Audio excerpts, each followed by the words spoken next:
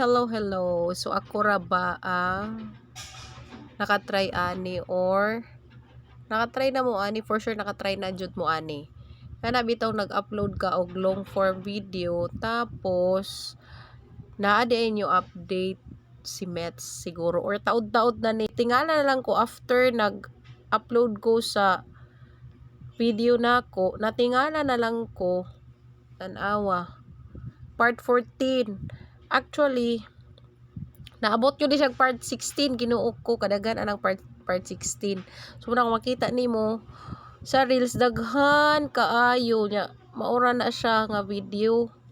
So pinaka main kaning na 507 mo jud ni ang long form video nga ako gi-upload katong sa video sa katong sibog-sibog gahapon. Natingana na ko pag scroll kadaghan naman ani naka parts until na kuan. So nakatry na ba mo ana?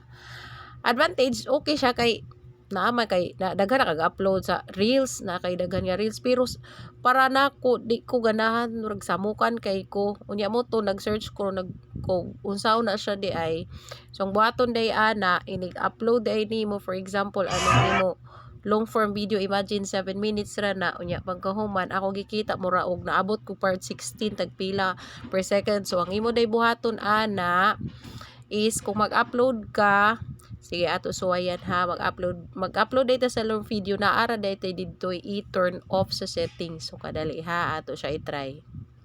So in-ani-on day na siya para ang ato long form video dili makat into reels or several parts no. So example kung mag-upload ta og long form video, so dirita sa kaning na plus sign tapos click na to ng post.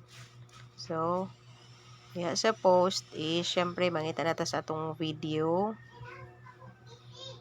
For example, so na kay napilian na imuhang long form video. Okay. Sample sa naman to. Okay, for example, kini siya. So, example lang, na kay caption diya. So, click na to. Example, second placer. So, for example lang no, dana ka sa imuhang kana siyang caption. So, after humana ka sa imong caption, after dana ka sa imong caption, click naman na nato diha ang next. So, diri mao ni siyang problema di ay nga mauna ang atong long form video matingala na lang ka nga daghan na siya clips or cut into several parts like part 1, part 2. So kung taas kay mo long form video plus atong kung 7 minutes ka ganiyan abot gyud siya part 16 natagbaw jud ko og delete. So diri day na siya pangitawon kani na create playlist from your reel. So imo day na siya i-click na nimo diha tapos natan-awa create playlist. Murag mahimo siya short playlist nimo katong long form video. So ang imo diha buhaton i-turn off na siya diha. Nakita ninyo?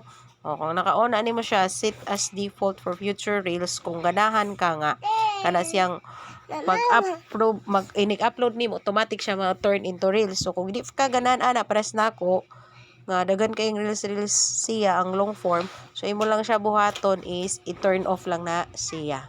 Okay, so what na? Off na siya. Tapos, click lang ang save. So, what na? Mao na to siya na anakay. Pwede na nimo siya i-share.